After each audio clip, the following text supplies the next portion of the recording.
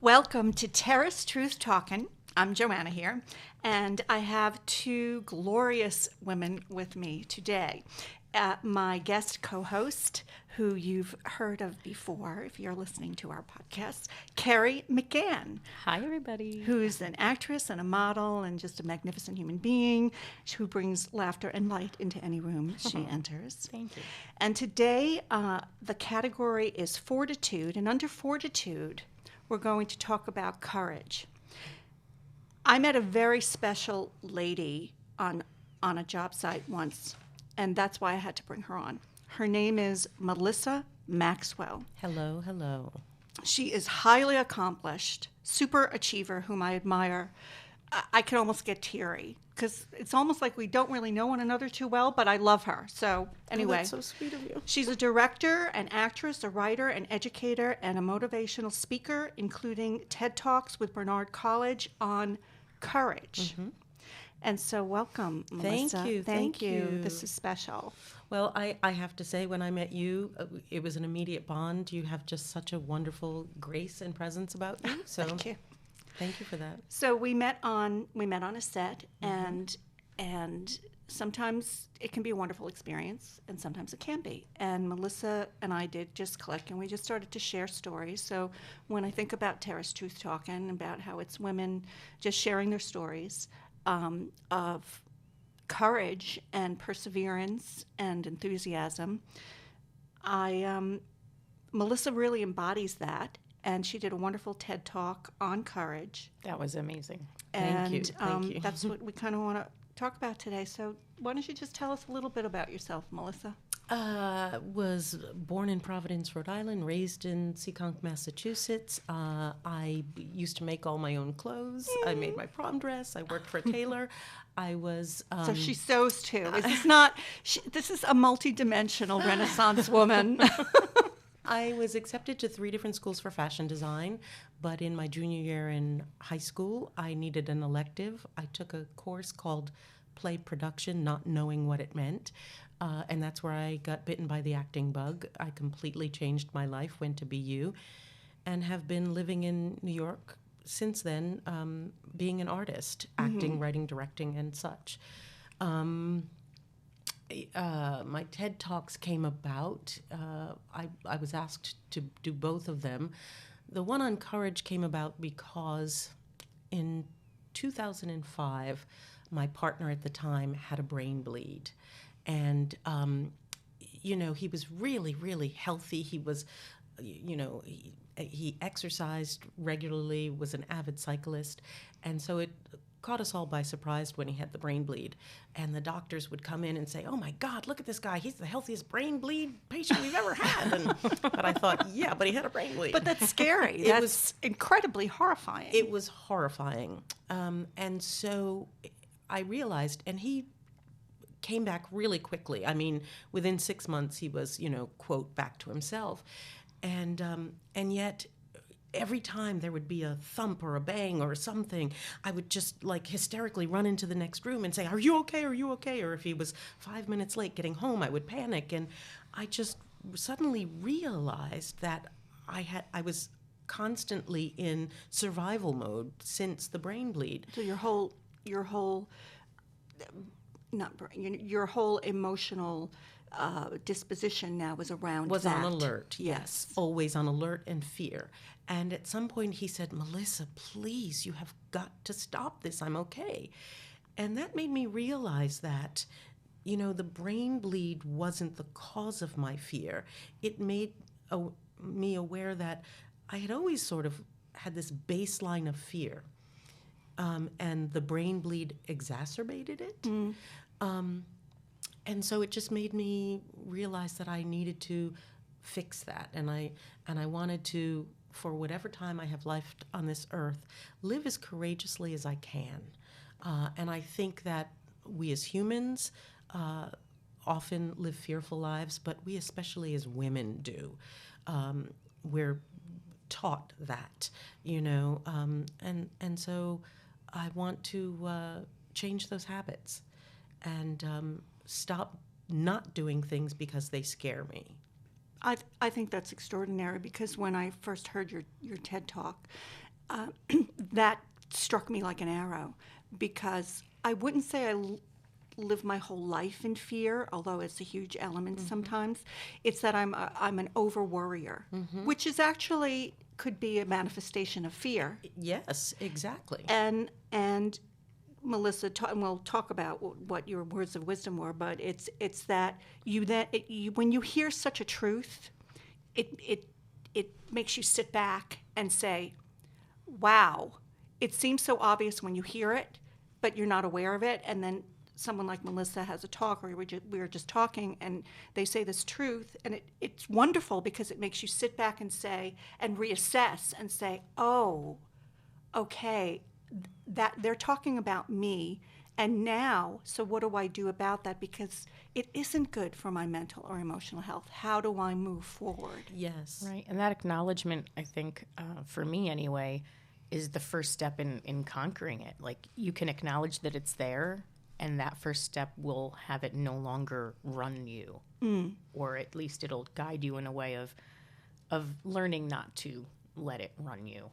Well, a couple of things that just come to mind in what you were saying. For me, the imagery that helps me the most is when I liken fear to fog. Yes. Fog, it can be dense. It can make you think that there's nothing in front of you. It can make you fearful of stepping forward for fear of falling. But oftentimes with fog, if you wait long enough, it dissipates. And when it dissipates, you see that there is a road and there is concrete things and below there's also you. Eventually sunshine. And there's sunshine. And so Exactly. if you're patient enough to stand in the face of fear, it will dissipate like fog. And what you were saying about worrying, because I used to be a big worrier too, and it's not like I'm never afraid of anything anymore, or I never worry. It's a practice like yoga. Every day I have to be conscious of it. But someone said years ago, and this speaks to hearing things in a way that you can truly understand them. I heard someone say years ago that worry is negative prayer. And that really I love stopped me in my tracks. Why would anyone want to pray negatively? Why would anyone want to pray for the very thing that they don't want? And I'm not uber religious, but that speaks to me. And so I've really curbed a lot of my worrying because of that. That's fascinating. So at one point I'm processing this. Guys, I know you're all waiting for me to speak, but I mean, she's so wise. I kind of like have to breathe it in. So when you talk about not worrying and the courage and all, at one point in your talk, which I thought was adorable because it reminded me of you were talking about how when you were younger, you had a fear of nightlight, of you needed a light on to go to the bathroom. Oh, yeah. I mean, and I was thinking of fear lions of and tigers fear and of bear. the- Oh my! Fear of the dark. Yeah. Yeah. Yeah. Which I have gotten over. I used to have a fear of death, and as you know, and I'll share with your audience, even that I have had to. What I have found in my life is the things that I tend to try to run away from the most are often the things that I have to face. Mm-hmm. And so that very TED Talk that I had about my partner and his brain bleed, in 2016, he passed away. He actually died in my arms. And it was unexpected, and it was quick, and my life sort of almost imploded. I understood in that, in the aftermath of his death, I understood what people meant when they said the spouse is usually the one to go next because, your heart is grief. broken. Yeah. And I'm sure I've had heart attacks from it because I've felt the pain. But I thought to myself, this is like an undertow. It just takes you. But I didn't want his death to define the rest of my life negatively. I didn't want people walking around and saying, "Oh my God, she hasn't been the same since," And so I gave myself 3 challenges daily. The first one was to just get up and say yes to life. I didn't care what it was. I made myself get up, put makeup on, get dressed, and be ready. I think I have to tell you, that's a courageous act in and of itself, because we've all been through periods, not with me personally, with a spouse or a significant other, but where you're really low. Really and low. to just get the energy to get up, get out of bed, put your makeup on. Yeah. But that, what you just said to yourself, say it again for everyone. I'm going to. Well, I had to remind myself that I was still a member of the living community. Mm-hmm. And when you lose someone, it's really easy to look at the glass half empty. It's really easy to focus on what you no longer have. So I chose to remind myself daily of what I still had. We had been together for 31 years. It had been a beautiful relationship. And I didn't want to, spit in the eye of the universe because I didn't still have all of the wonderful blessings that I had. Mm-hmm. I wanted to be thankful for what I was given. So that was part of it. The second thing was, plant seeds for my future, because who knows, I could be here another 30 years. So, am I eating well? Am I exercising? What am I doing financially? What am I doing career-wise? But every day plant a seed to ensure something for my future. So say yes to life. Say yes and to plant life, a to seed. lean into life. And then the third one, which was not easy in the beginning, but it was really important, and that was find joy in every day. Yeah. I'm sitting here with two incredibly talented women whom I respect. It's a great day out. I just had a wonderful meal. Any small reminder that the glass was half full. And in doing that, I found the most tremendous collateral beauty in his death. I mean, things just started happening. It's amazing when you do say yes to life, the things that happen even when you're not trying to make them happen. So that was the lesson that I learned. And, here I had this TED Talk on my fears of death. That's what's puts one in awe. And also, you listen to this, and I knew, because just so that it's clear, I met Melissa, we spoke, she shared this story that she just shared with you. Mm-hmm. So now I know about the fact that her significant other has passed away. Right.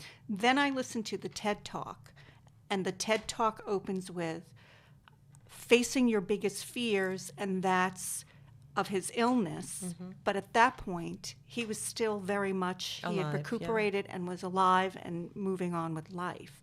So that when you're listening to that and you know all those facts, it's shocking, and you feel the empathy and the sympathy, and then it just all the more says, look at this really remarkable woman who embodies, I'm a survivor. That's what I was thinking when I was watching that. I was like, I don't know if I could have done it. Well, I think we're all capable of doing it, and it's a choice. And for me, I thought to myself, I can lie down now, and I can take 6 months or 2 years or 5 years to check out and grieve. But if I do that, then 2 months or 6 months or a year or 5 years from now, I'm at square one and have to start all over again. Mm-hmm. And so to me, anytime you sustain a major traumatic emotional event, it's like it's as similar as having a car accident. It's trauma. Trauma is trauma. Mm-hmm. And so I needed to rehab, and I thought the sooner I start rehabbing, the better. Now, that doesn't mean I didn't grieve. Mm-hmm, there were times that I would that's just... evident. Yeah. Yes. There were times... And at times you're unexpecting it to happen, too. Yes. But I turned off... I got rid of my cable. I just got rid of a lot of things. And I said, listen, I have been we for 31 years. I now have to learn who I am. Mm-hmm.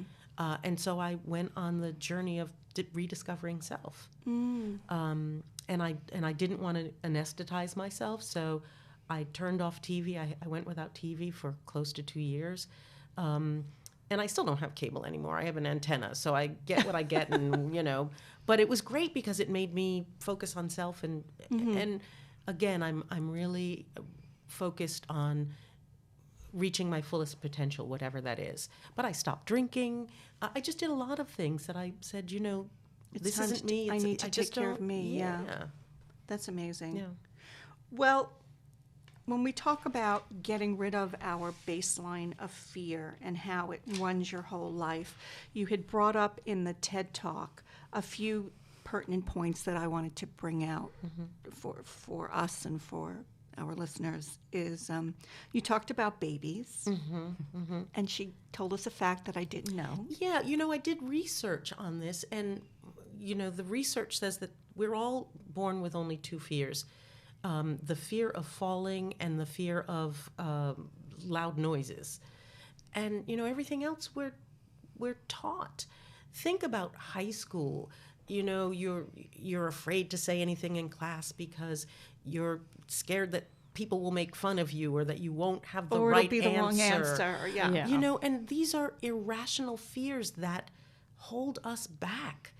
Not asking a question for fear of sounding stupid. Well, guess what? If you don't ask that question now, you're just maintaining your ignorance. That's true. So you're not progressing. For fear of what? Any of it. When I heard that on your TED Talk, I literally sat back and laughed. I'm like, wow, I thought of like 3 or 4 immediate fears. I mean, I'm kind of still afraid of falling, but the ones that aren't just those two, I'm like, yeah, these are all learned. This is kind of silly, and I can absolutely get over some of this stuff. Yeah. Well, you brought up a point, and it was the way you coined it, which makes it memorable.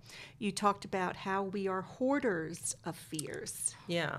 And I thought that was so succinctly and aptly put, because I bet you we could all just right now put a pad and paper in front of ourselves and say, oh yeah, what fears that are ongoing, that never go away of my whole life. Falling is one of them, but it's walking to a room and introducing myself, because I'm an introvert, right? So the first thing whenever social situation, oh my God, or to this day, oh my God, what am I going to say? What am I going to do? Sweaty. You're like, oh, fear. My heart's pounding. At a party, people, don't know how to start a conversation. And, just to clarify, there are lots of things, yes, to be afraid of, like a poisonous snake, or, I want to be clear with the audience that, I'm not talking about rational fears of, there's a fire there, things of that sort. But I'm talking about those things that we are socialized to fear that don't serve us in any way. And, women, we're afraid of what we look like, and, afraid to wear something, or, Or now we're in our 40s, 50s, 60s. What do I look like? Yes. How do I present? Do I look older? What are people going to say about me? Should I wear the red strapless dress? Yes. Do my arms look good? I mean, there's a constant tirade in one's own head about fear, because it's all about fear, the worry, or and then you have to then go back and find the courage to say, I really like this red dress, and I'm not trying to minimize, we were talking about death and grief, but I'm just trying to make it just completely relatable, almost on a daily basis. Yes. I want to wear the red dress. So what? And I'm if wearing everybody it. talks about me, okay, well, what can I do? But it made me happy too. That's right. And life is too short not to be happy, right? Right. Yes. Right. But even on an economic level, studies have proven that if there is a job search and it says that it lists 10 qualities that you must have to apply, a woman will say, well, I only have 7, so I won't apply yet. Whereas a man will say, well, I've got 5, so I'm going to go for it. That's so Yeah. true. And it's the fear of not being qualified or being rejected, or and so these are the kinds of fears. So what? So what is exactly apply a for the mantra job I have. because It's true. No, but it really great. is. Apply for the job that you're not qualified for, because that experience alone will inform you and educate you and get you ready for the next one, so that when the one you really want or you're really qualified for comes along, then you'll get it. Or maybe you're qualified and you just don't know it. You're not giving yourself enough credit. You're not giving yourself so. enough credit. Yeah. Yeah. And you talk about how fear stops you for asking for help. And fear, because as women too, I believe, we all think we should be self-sufficient. Yeah, there's a fear of appearing weak. Yes. There's a fear of asking for help, not wanting to bother people. Right.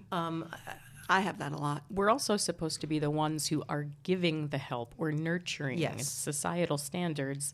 But who nurtures the nurturer? That's right. Exactly. That's right. Yes. Yeah. And you talked about fear of confrontation. And confrontation shouldn't have to be and isn't always a negative word. If there is an elephant in the room, to point to the elephant in the room. It doesn't mean you have to be aggressive about it, but, hey, you are overdue a pay raise for the last 2 years. Confront the issue. But we tend not to do that. We tend not to do yes. that. Yeah. We tend to minimize, I think. And talking about minimizing, you made a good point about how fear makes you think small. It does. It does. And so, for me, again, I feel like the fertile ground of growth always happens just outside of our comfort zone. When you're comfortable or you're scared, you tend to think small. And that doesn't get you anything. You never win big by thinking small. So I just encourage people to, or I should say for myself, just every day to stop thinking small. And, I think that the universe always has in store for me something far greater than I could have imagined for myself. And if I just say yes and lean into it, I will discover that. But I have to be ready and willing and able to be uncomfortable in something. I guess it's having the courage to face your fear of the unknown, Yes. too. Oh, Yeah, that's a big one. that's for it. sure. Because That's you it. really, if you close yourself off, because we do tend to, we close our own doors in our head. Yes. And so if you're dealing with grief or you're dealing with a fear, finding that courage to almost say yes to yourself first so that then you can accept whatever the universe or opportunities occur. Yes. I'm thinking out loud because this is a learning process for me. It's a continual, I wouldn't say struggle, but issue that I'm always, I have to deal with. And we're all entertainers in this room. So continuity isn't necessarily a word that is an everyday occurrence in our life because no matter how many jobs you get, unless it's on a TV show, a hit TV show, it's never going to be stable. Right. There's always going to be something else that one has to continually then go out and get or search for. I call it a Right. perpetual state of unemployment. Even when you're in that job, you're shooting that day, you're on that stage. Because it's going to end. Yeah. Yeah. It's Well, here's another way that I tend to look at things. We humans are creatures of comfort. We are most comfortable when everything is as we know it. We eat the same things. We tend to travel the same path to work or to the market, or, we stay in our lane and we do the same things. We sit in the same seat. We're creatures of habit. Some of us have a longer list of positive habits than negative, but habits are habits, whether they're negative or positive. And so every day, what are we doing to take those habits that are negative and cross them off the list and turn them into positives? But humans are creatures of habit. But life, by very definition, is about change. Yes, we're only babies for so long, then we're toddlers, then we're little kids, we're teens for only so long. You have only so long to, when you are in your prime for birthing children. And, everything is in constant evolution. And yet we want everything to always be the same. And so, that saying that survival of the fittest, I don't believe that's about brawn. I don't believe that's about being strong and being He-Man. I believe that is about being facile and easily Resiliency. adapting. Yes, and that is where survival comes in, to be able to adapt to your ever-changing circumstances daily. And that allows you to tie into the topic. That allows you then, because you're resilient, because you're adaptable, and how quickly one can do that instead of staying entrenched. Yes. That allows you to be more courageous. It allows you to have more choices, Freedom, really, too. Yeah. and courage, right? Yeah. Yeah, freedom. And just to be clear, courageous doesn't mean that you are without fear. No. Courage simply means, being scared and forging ahead anyway. Yes. Yeah. As FDR, you said, nothing to fear but fear itself. And facing your fear, you also brought that up, and we just spoke about it, is facing your fear welcomes courage. You said that. I'm not saying that. I'm repeating. Yeah, I'm repeating brilliant. Melissa's words of wisdom here. So, and also when I listened to your TED Talk, and I just want to, let me just say this. I thought of this wonderful saying that I saw on Instagram at one point, and it said, "What if you fail? Oh, my dear, but what if you fly?" Yes. And I know when I started a certain project that I had started a while back, and I was definitely fearful, and I saw that it came. I guess the universe sent it to me at the right time in my life, because I saw that and I said, "That's right. What if I do fly? Why am I assuming? I've had so many successes in my life. I believe in myself. I'm smart. I'm intelligent. I've proven myself. I've won awards, blah, blah, blah, blah, blah." But I go straight back to the worry, the fear, the fail. It just, some people say, well, that drives you, but it actually drains you. Yeah. Definitely draining. And then what if you fly, which is exactly what you're saying when you say, don't hoard your fears. Fear can wreck your spirit. I'm also going to suggest we need to redefine what failure is. And I think oftentimes tremendous blessings come to us, but we miss them because they're not wrapped in the package that we were expecting them to be wrapped in. People work on their vision boards and they have this idea of what they're setting out to do and what they want to achieve. And then something entirely different comes along, which is the blessing, but because it's not exactly in that blue package or wrapped the way they envisioned it, they reject it. And you miss a lot that way. You're right. Yeah. You're right. I mean, they say Thomas Edison, he failed 300 and something times. Is he a failure when that 302nd bulb actually worked? Yeah. Like, how do we gauge? And I think you only fail if you don't allow yourself to learn from the experience. That's true, to too. be informed by, it's all a CSI lab.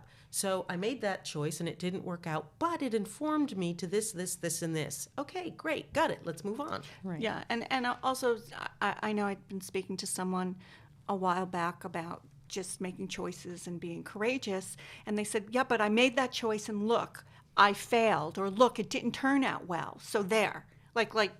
Well, you showed us. And it Thanks was for not trying a second time. But yeah, and so it would stop, and I would be like, just because you're trying, just because you find the courage to do it, that doesn't guarantee the success or what you thought the success would be. Maybe it's that experience, which hopefully now, what you're saying, Melissa, find the positive in that, find the strength in that, or find the pitfall in that so you don't have to repeat it. Right. And then you've redefined it and it is a success, because everything we do in life, we're not always successful at everything. We're just not. So take that pressure off of ourselves too. Yeah. And the fact that for you, what I've seen, what you've done and what you've accomplished since you had your loss, I mean, you have definitely faced fear in the face, and you've moved forward, and you've been thriving. I mean, Thank you. And that's what this podcast also is all about: how to find a fulfilling life. And that's the key. The verb is to find. It's not necessarily always to have, but you're always making efforts to find how to have a fulfilling life and to flourish. And I think, Melissa, that's what you exemplify. You have flourished, and I admire that. I really do. I will add one more thing to that because I think it's a really important component. Again, as women, one of the most interesting things about that is since my partner's death, everybody that I know is trying to push me into the arms of another man. Everybody's worried about my I didn't existence. know if I should bring that up. It's okay. I was going to. I do that to my good friend who's But it's like, are you dating yet? Have you found somebody? Yeah. And I need to let all the women out there know you are complete by yourself. If you want a partnership, if you want a union, if you like to be in the company of a man, that is fabulous. But, the idea that you are incomplete without one is ridiculous. And so, should I find someone, should someone come along? I'm not saying no to anything, but I'm not actively seeking anything.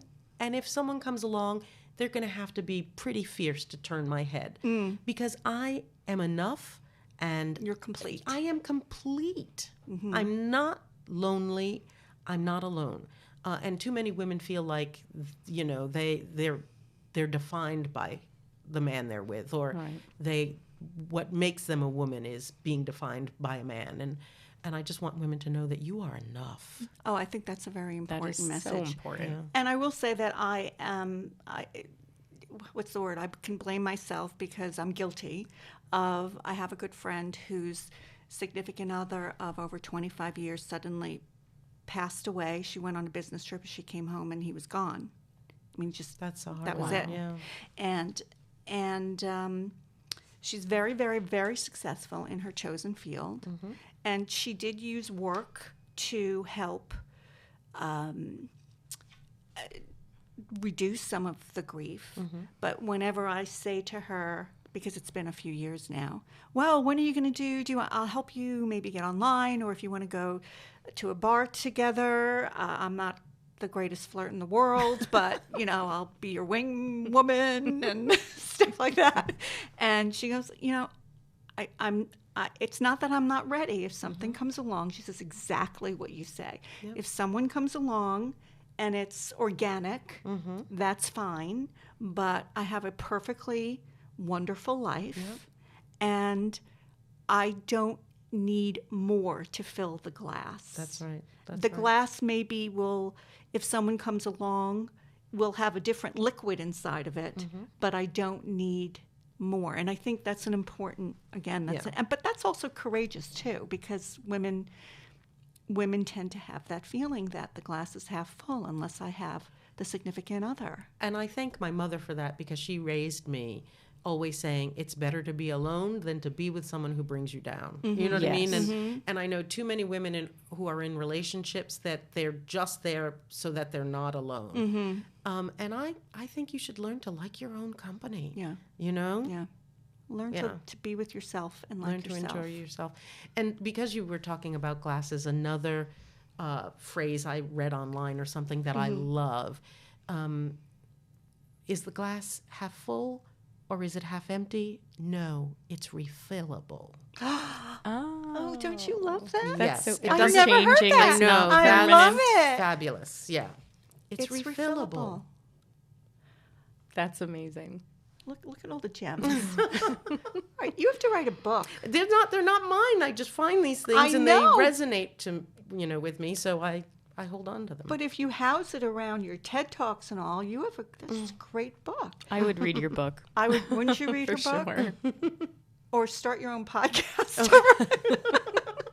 It's okay, you can compete with me. It's fine. The more the merrier, whatever. How did you get involved with the Barnard TED Talks? Someone had a dear friend of mine who's a powerhouse and incredible. She was running it, and she was familiar with my first TED Talk, and so there was an application process, and she asked me to consider it. And Barnard, it's a school for women, and they have the 10 tenets of business for women, and one of them is courage. And so I looked at the tenets, and they were looking for 10 speakers, each to speak of one of the tenets, and that just spoke to me. So I proposed that issue. Fantastic. Yeah. Okay. So would you want to share anything else around this topic, that perhaps there's a question I didn't ask that maybe you think would be of value, although as if you haven't added value with this entire episode. I'm so is there inspired. anything you want to further share with women who perhaps actually have recently lost someone, perhaps?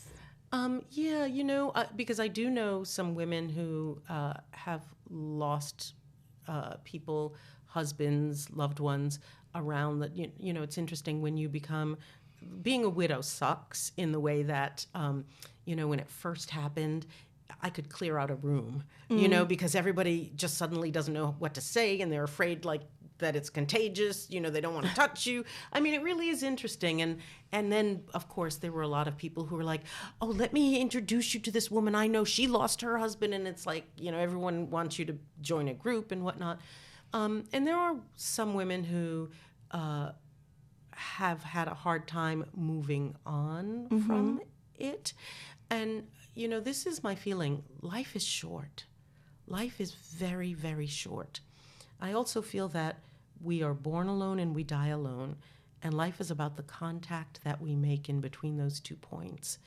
And so with whatever time any of us have left, let's make some meaningful contact. Yeah. I just, It's true. whether it's a neighbor, the person at the corner store, someone on the train that you don't know. Joanna and I, just going to work, we made some meaningful contact, and now here we are. We've kept it up, yeah. And, And it doesn't have to be every day. it doesn't just make meaningful contact. Yeah. There's a lady. Connection. I live near a rehab home for older people, and there's a lady who I've noticed around 3:00 every afternoon sits on her little walker roller, and she has her oxygen tank, and she's always there by herself. And I never see anyone roll her out or roll her in. I'm always walking by at the time when she's just there. So I purposely went by her a few days ago just to say hi and see it, to see if she would catch eye contact. And if she did, I would say hello. I said hello. She seemed surprised and said a shy hi back. And for the next 3 days since, we were like, hi. that's It's like this wonderful. different bond. Beautiful thing. Yeah. And that literally, there's this brightness that I walk away with, and she's smiling and I'm smiling, and I don't know her name. She doesn't know my name. It's just that contact But you you've made said. contact, connection. and you've changed a life. Yeah, You have. She has too. Boy, I tell you. Yeah. It's just something special just to make that Because contact. I'm sure now she's looking forward to saying hello to you, and you're looking forward to I saying do. I hello to purposely her. go on that side of the road to meet up with her if she's there, just to say hello. Yeah. Yeah. That's a beautiful thing. Yeah, Well, that thank you is. for bringing that up, though. That's what we should be doing. That's what we should be doing. Yeah. Yeah. Did you have any questions you wanted to ask? A couple, I guess. Yeah. Having gone through loss, and I'm sure in your circle of friends and colleagues, if people come to you for help or advice on days that you're kind of not feeling it, you seem to be, you're a very strong woman, very intelligent, and I find people always go to those types of women when they need help. Are there times when you're just not feeling it and you want to not necessarily not help, but have your own space and not feel like you need to be helping everybody? Yeah, I never get the sense that people are, glomming on to me. And I don't think I've ever had the sense of people needing my help at a time when I didn't want to give it. I will admit to being an ambivert, which is I'm part extroverted, part introverted. And so my pendulum swings back and forth. It's, I think, one of the reasons why I am an actor, writer, director, all of those things. I couldn't just ever be a writer, because to be siloed in a room every day by myself, that would be horrible. But, so I love engaging with people and being out there. But then when my pendulum swings, and it's very clear to me when I need to go in and, sometimes there'll be a day when I do not leave my house. I don't get out of my pajamas. I don't maybe, even take a shower. But I'm very clear of those times when I need to regroup and re-energize, and I may not answer the phone that day. New Year's was a perfect example. My year had been really, really busy, and by the time that the end of the year came, I was feeling somewhat depleted, not in a negative way, but just I had given a lot. And so I tried to be as quiet as I could over the holiday season. And so New Year's, I think I only spoke to one person. My sister called me and I answered the phone. But other than that, I didn't engage. And I think I was in bed by 9:30. But I knew I needed that. And that's how I renew myself. Mm-hmm. That self-care is really important for sure. Yeah. But I know after, I know you asked Melissa the question, but I would just want to give you what I've done in those situations. For because sure. when after I had the cancer, and then people would say whatever they would say to me, which was all well-intentioned, or then they want advice like what you, and you feel like an overstimulated cat. Yeah, and so much coming at you. Quite honestly, what I would do, and it's a question of boundaries, and they're not going beyond anybody's boundaries. It's a question of whatever my emotional or physical state was at that time, and if it was just too much, I would actually say, I want to answer your question, and I will address your question. And most people who know me know that I'll be giving back, but I can't do it right now. It's not really a good time for me right now. That's honest. So let's just table it now, and I'll call you in a couple of days, and we can talk about that, because if I can help you, I will. But right now, I can't. And most people weren't insulted or upset about that. They respected. I believe they respected that, and I think they respect it more, even if at first perhaps somebody they just didn't show it to me. The fact that then I did follow through. Yeah. I was like, today's Wednesday, Saturday morning. I'm like, is this a good time? I just want you to know. I remembered you asked me. This is what I can tell you. Yeah. That's it. That's honest. Yeah. That's all you can do. Is what can you do? Did my voice get louder? I got all energized there. Now I'm getting self-conscious. I will gladly wait a couple days for any questions I have, Joanna. Don't worry about me. So, is there anything else you want? I'm not saying anything. It's funny. Earlier, Joanna, you had mentioned flourishing about Melissa. And it's funny. I had this written down as that was my mantra word for 2019, and I sort of loved it so much that I'm using it again for times when I need to feel a little more courageous on any level. I was wondering if for either of you ladies, is there a phrase or a word or something that you sit and think on or meditate on or remind yourself when you need to just have that little nudge when you're not feeling it? I think for me it's say yes. I know that they say that women say yes too much. I have very clear boundaries, so it's not about that, but it's just about leaning in, and saying yes more often than I say no. I have a saying that I coined for myself, and it's called living my life with grace, guts, and gratitude. And you truly do. Thank you. Like that's that is what I try. That's your log line. If you could be a movie, that's you. Just live your life with grace and how you interact with people. And sometimes I'm not great, but I try. It's a process. And courageousness, guts, and constant gratitude. Looking that's a big one at what I have, not what I don't have. And that was a muscle, just by the way, that took me a long time to cultivate. I thought I even understood it, but I really didn't in my heart, viscerally. But now I do. And it truly does change your outlook on life. It truly does. It is one of the reasons that I was, when Ronald died, I didn't want to indulge in the grief. Not that I didn't grieve, but I didn't want to be indulgent in it, because I felt that would be ungrateful to the universe for what I had and was given. And so, yeah, gratefulness goes a long way. We need more of it. Yeah. In this day and age, for sure. Well, thank you so much. Thank We have 3 questions, which I'm surprising you with, but they're not bad questions. Okay. That we ask all of our guests. Okay. So you know what they are, right? It's not a long answer. It's just instinctual. What steams you now?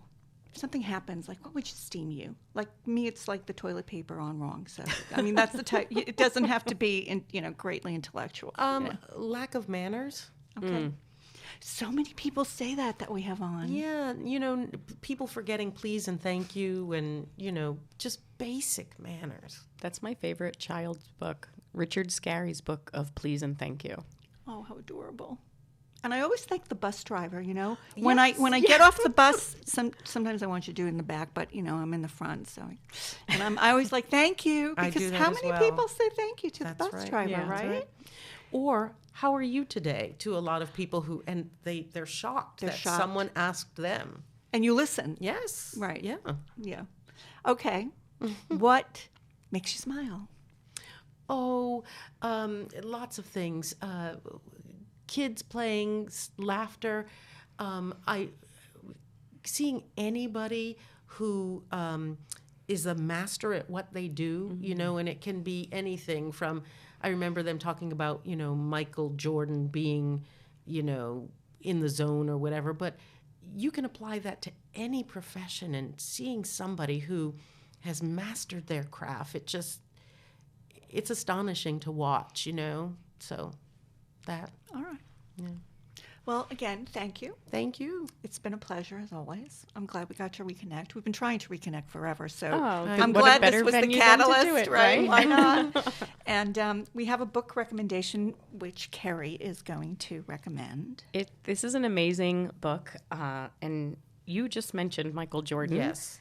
Joanna, earlier you referred to Melissa as a super achiever, and ironically enough, this book is by Michael Jordan's trainer, who also happened to be, rest his soul, Kobe Bryant's trainer, Mr. Tim S. Grover. It's called Relentless, From Good to Great to Unstoppable. And I just finished reading it last week, and it's basically these super achiever people who still want to improve upon being better than where they are, if that's even imaginable. But these people never stop improving and growing, and they have this courage to keep doing it. They don't rest on their laurels. They don't sit back on what they can get away with, that they know they can get away with. They continue to grow, and I will admit there's some chapters in this book that had me very, very angry, and I have to go back and read those chapters, because it clearly is something inside me that I need to learn to deal with on growth and learning. But in any profession, anything in life, I think this book is amazing. Oh, I'm going It's to read about being this. relentless I in didn't know everything about you it. do. Thank you. Yeah, it's amazing. This is why I love book recommendations. It's truly life-changing. Well, thank you, ladies, Thank both you, of you, ladies. as always. Thank you. It's been a pleasure. And our closing motto is, remember, kindness counts. I love that.